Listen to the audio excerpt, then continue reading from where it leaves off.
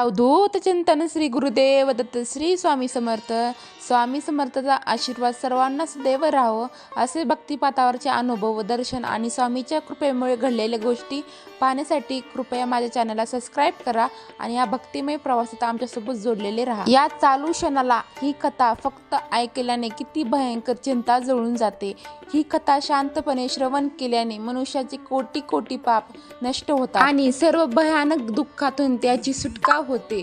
भगवंताच्या कृपेने सर्व गरिबीची नष्ट होऊन मनुष्याला सुख समृद्धी प्राप्त होते. ही कथा ऐकल्याने तुझी किती भयंकर आणि मोठ्या संकटातून सुटका झाल्याशिवाय राहणार नाही.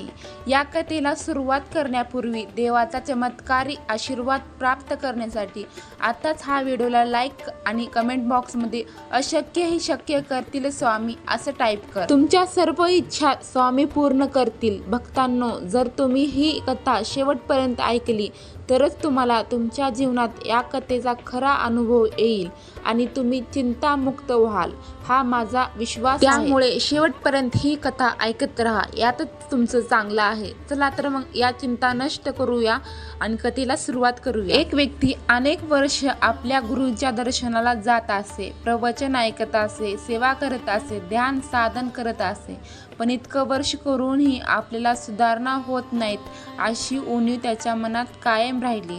गुरूंना शरण जाऊन मला कित्येक वर्ष मी गुरुची प्रवचन ऐकण्यात घालवले आहेत, पण माझ्यामध्ये तेवढा बदल झालेला नाही जेवढा बदल होण्याची गुरुची अपेक्षा. त्याने विचार केला, आता कदाचित माझे गुरु या प्रश्नाचे उत्तरे देऊ शकतात. आणि मग मी काही क्षणातच तो आपल्या गुरूंना भेटायला निघून गेला. गुरूंनी त्याला जवळ बसवले आणि त्याची अडचण विचारली. तो माणूस म्हणाला, आयुष्य खूप वेगाने चाललेलं आहे. मला दीक्षा घेऊन 20 वर्षाहून अधिक वर्षे झालेली आहे आणि या 20 वर्षात मी माझ्या बाजूने अथक परिश्रम केलेले आहेत. गेल्या 20 वर्षात मी अथक प्रयत्न केले, पण इतकं सगळं करूनही मी समाधानी झालो नाही. माझ्या जीवनात एक भाग निघून गेलेला आहे आणि पुढचा भाग निघून जात आहे. आता माझी केसही पांढरी पडू लागली आहेत. मी प्रयत्न करून थकलो आहे. गुरु, माझे आयुष्य रिकामेच राहिले का? तेव्हा त्याचे गुरु त्याला म्हणले की तुला हे सत्य जाणून घेण्यासाठी अजून 2 वर्ष जातील. मग गुरुनी त्याला दाण्याची भरलेली एक मोठी टोपली दिली आणि त्याला सांगितले, हे दाणे तू तेव्हाच मातीमध्ये टाक जेव्हा 3 दिवस लगातार पाऊस पडेल. तो व्यक्ती गुरूंनी दिलेले बिया घेऊन घरी परतला आणि पावसाची वाट पाहू लागला. दिवस, आठवड्याचे महिने बदलले, पण पाऊस पडला नाही. मग कधी 1 दिवस पाऊस पडला, कधी 1.5 दिवस पडला, कधी 2 दिवस, तर पण सलग 3 दिवस पाऊस पडला नाही. पाऊस सुरू होताच तो खुश व्हायचा, पण नंतर काही वेळाने पाऊस थांबायचा आणि मग तो पुन्हा निराश होऊन बसायचा. मग असेच बरेच महिने निघून जायचे. आता तो उदास राहू लागला. त्याला वाटले की आता काही 3 दिवस पाऊस पडणार नाही. तो असंच विचार करत राहिला. मग अचानक एक दिवस भयंकर काळे ढग आले आणि सतत दिवस रात्र 3 दिवस पाऊस पडत राहिला आणि त्या व्यक्तीच्या मनात प्रसन्नतेची भावना जागली. त्या व्यक्तीच्या आत कमालीचा आनंद निर्माण झाला. मग त्याने गुरूंनी दिलेल्या बिया टोपलीमधून बाहेर काढल्या आणि शेतात पेरल्या. पुढच्या 2 महिन्यात त्याची झाडे झाली, पण ती कोणती झाडे आहेत त्याची त्याला कल्पना नव्हती, कारण त्याने गुरूंना बियाबद्दल काहीच विचारले नव्हते. 3ऱ्या महिन्यापासून त्या झाडावर फुले दिसू लागले आणि बघता बघता काही वेळातच सगळीकडे फुलपाखरे, मधमाशा, भुंगे आणि कुठेही लोक त्या फुलाला बघायला आणि त्याच्या सुगंधाचा आनंद लुटायला लागले. इतक्या लोकांना तो त्याच्या संपूर्ण आयुष्यात कधीच भेटला नव्हता किंवा त्याने कधीच इतक्या लोकांना एकत्र पाहिलेले. मला ओळखत नसतानाही इतकी लोक लांबून येत आहेत. आपण ज्यांना आयुष्यात कधीही पाहिलं नाही ती लोक येऊन भेटून जात आहेत. त्याची मला खूप आश्चर्य वाटू लागले. अनेक लोकांनी त्याची खूप स्तुती केली, त्यांच्या फुलाची स्तुती केली, काही त्याला बक्षिसे दिली आणि सर्वांनी त्याची फुले विकत घेतली. त्याच्या फुलाचा सुगंध दूर दूर पसरू लागला. सर्व शहरे, खेडे, राज्य, देशभरातून पसरू लागले. एवढ्या सुवासने फुलाची, एवढ्या मोठ्या परिसरात फुलाची कोणी कल्पनाही कोणी केली नाही. अशी सुवासनी फुले असतील तिथे त्याचा सुगंध काही किलोमीटरवर अंतरावर पसरत जात होता. म्हणून एखादा प्रवासी दुरून गेला तरी तो सुगंध कुठून येतोय हे पाहण्यासाठी तो त्या व्यक्तीच्या बागेत येत होता. हे सर्व पाहून तो व्यक्ती खूप आनंदी होत होता. त्याला वाटले की मी जाऊन हे सर्व गुरूंना सांगावे, पण नंतर त्याला आठवले की गुरूंनी सांगितले होते की तू आजच्या दिवसानंतर पूर्ण वर्षभराने या दिवशी इकडे येशील, त्याच्या आधी तू इकडे येऊ शकत नाहीस. म्हणून त्याने पुन्हा पुन्हा आपल्या उत्साहाला आवर घातला आणि स्वतःला सांगत राहिले की ती वेळ आली नाही, वेळ आल्यावर आपण आपल्या गुरूंना जाऊन सर्व काही सांगू, असा विचार करून तो शांत राहत होता. पण तो खूप आनंदी होता. त्याने ती फुले विकून खूप पैसे कमवले, एक आलिशान घर बांधले आणि तिथे त्याच्या मित्रासोबत आनंदी राहू लागला. खूप आनंदी होता, लोकांना भेटत होता आणि आता त्याच्यासोबत तो आनंदाने राहू लागला होता. लोकांशी मैत्रीपूर्ण नाते तो निभवत होता. तो आपल्या समाजाचा मोठा नेता बनलेला होता. त्याला खूप मान सन्मान मिळू लागला होता. पण नंतर हळूहळू उष्णता वाढू लागली, कडक ऊन पडू लागले, फुले सुकली आणि काही काळाने संपूर्ण शेत उद्ध्वस्त झाले आणि हळूहळू लोक त्याच्याकडे येणे बंद झाले. आता कधीच काही लोक त्याला भेटायला यायचे. नंतर काही काळाने गुरूंना भेटण्याची वेळ आली. तो गुरूंकडे गेला आणि त्यांना नमस्कार केला. तेव्हा गुरु म्हणाले, मला काही सांगण्याची गरज नाही, मला सर्व काही माहीत आहे. गुरूंनी पुन्हा बियाणे भरलेली टोपली त्याच्या हातात दिली आणि म्हणले, जा आणि पुन्हा जोपर्यंत 3 दिवस लगातार पाऊस पडत नाही तोपर्यंत या बिया शेतात पेरू नकोस. तो व्यक्ती या बियांना घेऊन पुन्हा आपल्या घरी आला. तो मनात विचार करू लागला, मला गुरूंना इतकं सर्व सांगायचं होतं, पण गुरूंनी आधी सर्व सांगितलं होतं की त्यांना सर्व काही माहीत आहे, काही सांगण्याची गरज नाही आहे. तो त्याच्या भावना व्यक्त करू शकत नाही. या वस्तुस्थितीमुळे तो खूप निराश झालेला होता. पण त्याला हे माहिती होते की गुरु दूरदृष्टी ठेवतात. गुरूंचा शब्द खरा आहे, ते सर्व काही बघतात. तो घरी आला आणि पुन्हा पावसाची वाट बघू लागला आणि तो आनंदी देखील होता. तो पुन्हा आता विचार करू लागला होता की गुरूंनी सांगितल्याप्रमाणे तसेच केल्यावर पुन्हा नव्याने फुले येतील, फुलाचा सुगंध दूर दूर पसरत जाईल. पुन्हा नव्याने पाखरे, मधमाशा, फुलपाखरे माझ्या बागेत बागडू लागतील. माझी कीर्ती सर्व दूर पसरेल. लोक मला बक्षिसे देतील आणि माझी स्तुती करतील. माझ्या फुलांची विक्री होईल. मला पुन्हा मान सन्मान भेटेल. या सर्व गोष्टींचा विचार करून त्याचा आनंद गगनात मावत नव्हता. या गोष्टीचा विचार करून तो बियांचा गठ्ठा बघायला आनंदी व्हायचा. आणि असे बरेच दिवस निघून चालले होते आणि तो पावसाची वाट पाहत राहिला.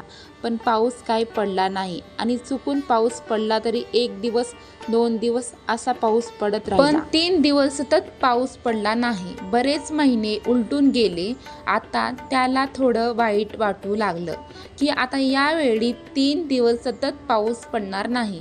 काय गुरु मला अशा प्रकारे काही समजवण्याचा प्रयत्न करत आहेत का, जे मला समजू शकत नाही, कारण आता पाऊस अजिबात पडत नाही. आणि आता त्याने गेल्या वेळीशी त्याच्या मनात तुलना केली की मागच्या वेळी या काळात पाऊस पडला होता, पण यावेळी अर्धा काळ उलटून गेला होता आणि पाऊस पडला नव्हता. मग मागे एका दिवशी काळे ढग आले आणि 3 दिवस मुसळधार पाऊस पडला. यावेळी पाऊस इतका पडला की त्याच्या शेतात मातीचा वरचा भाग वाहून गेला.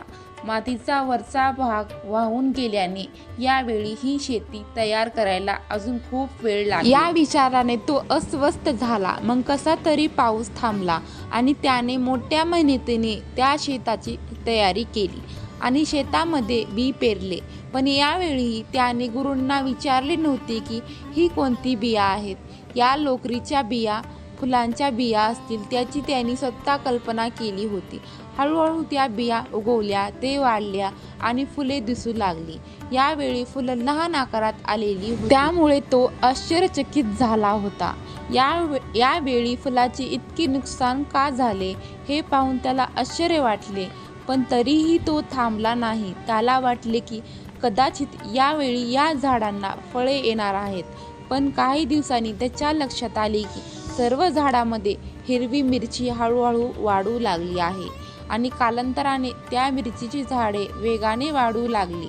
हळूहळू त्या मिरच्या लाल होऊ लागल्या. हळूहळू शेतात मिरच्यांना पाहून पोपट येऊ लागले. पोपटाने काही मिरच्या खाल्ल्या मात्र यावेळी एकही फुलपाखरू आलेले नाही, एकही भोंदू आला नाही, मधमाशी आली नाही. यावेळी आजूबाजूचे लोकही आले नाही. ना कुठला सुवास निघाला, ना दुरून कुणी त्याची शेती बघायला आले.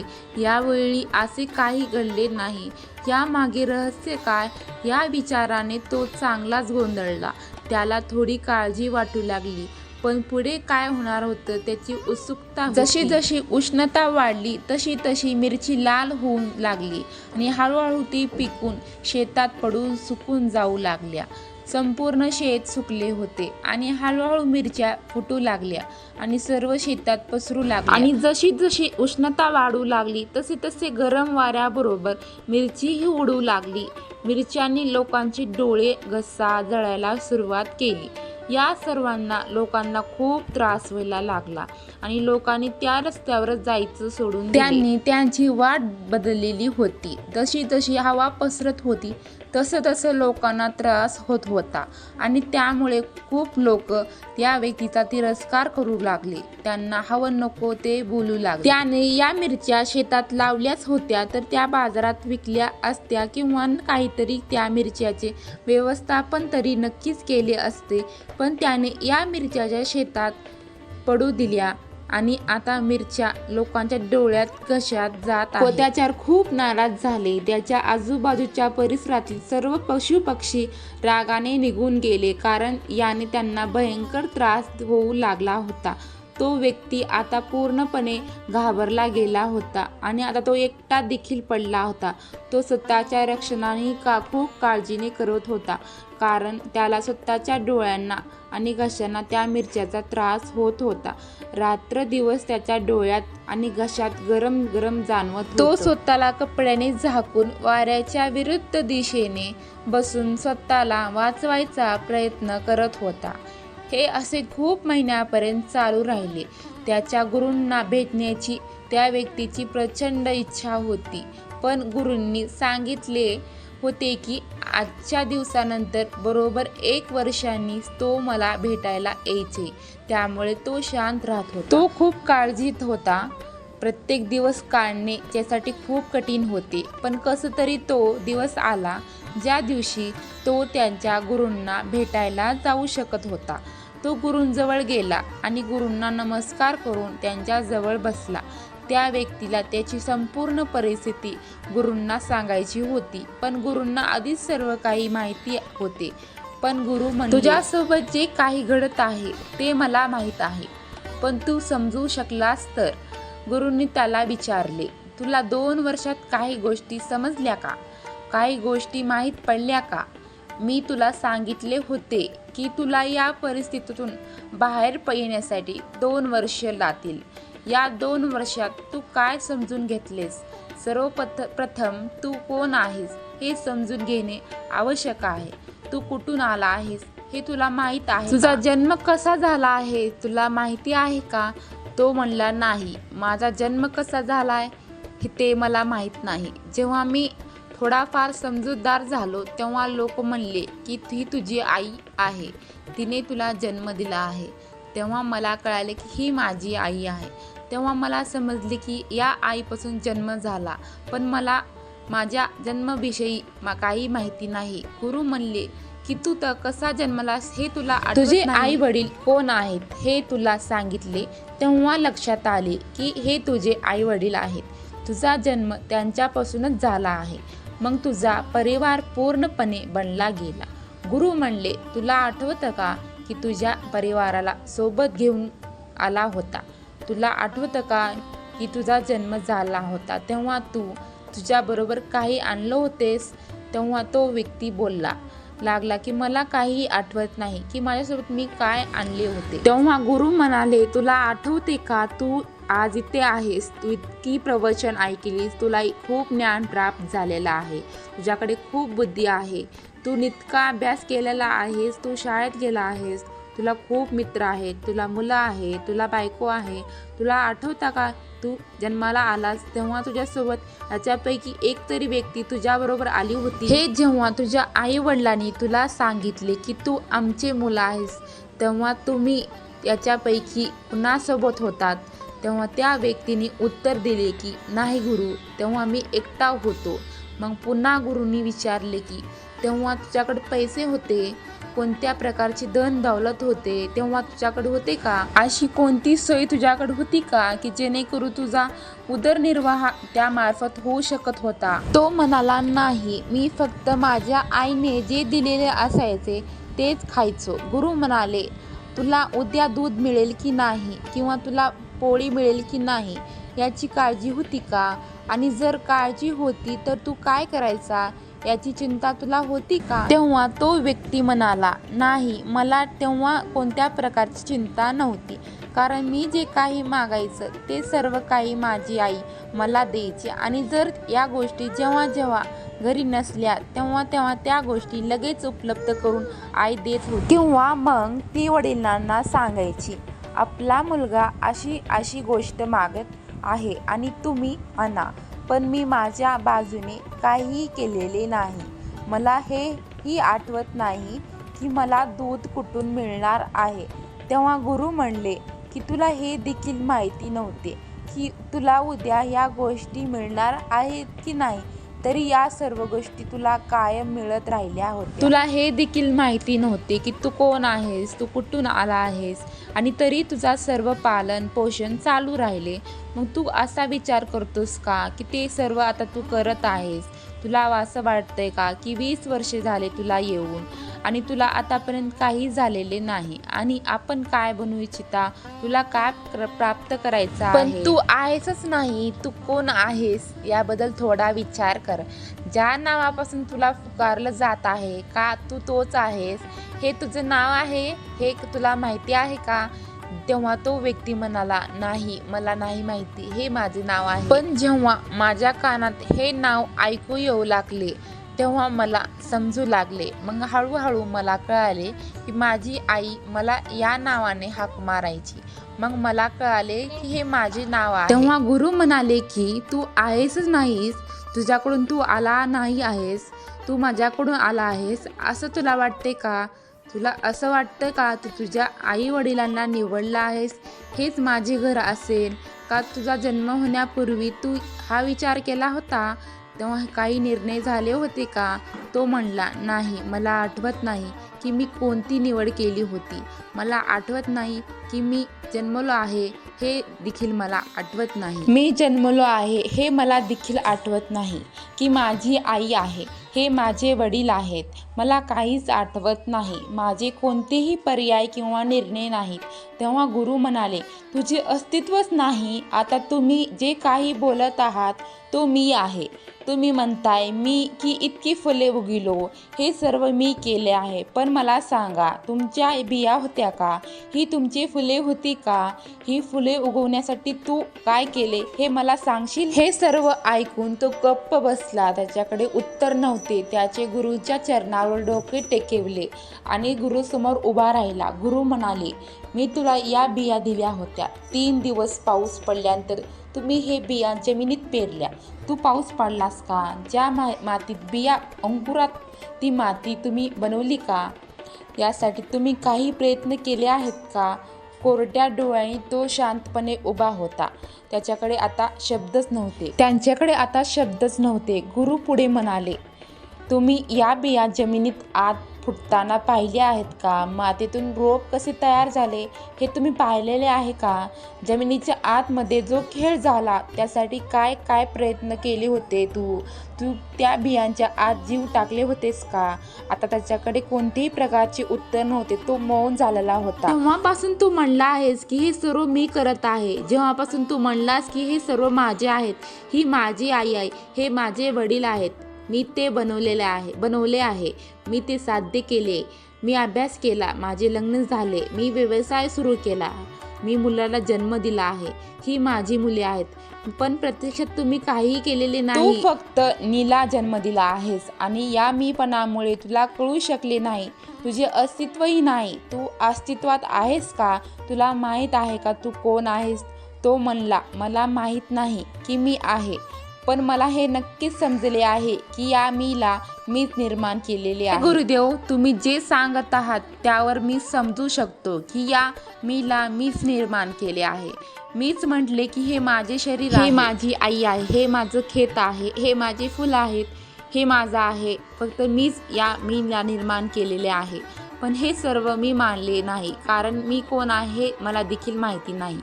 मला तर लोकांनी सांगितले की मी कोण आहे, मला एक नाव देण्यात आले आणि जेव्हा मला त्या नावाने हाक मारली गेली तेव्हा मला समजले की हे माझ्या शरीराचे नाव आहे. परंतु मला अद्याप माहिती नाही की या शरीरात कोण आहे, जो सर्व काही पाहतो, बोलतो, सर्व काही समजत आहे. तेव्हा गुरु म्हणाले, जर तुला कोण आहेस हेच माहिती नाही तर तू हा विचार करत आहेस की हे सर्व 20 वर्षापासून करत आहेस. मग हे सर्व कोण करत आहे? तर हे सर्व तुझ्याशी मी करत आहे.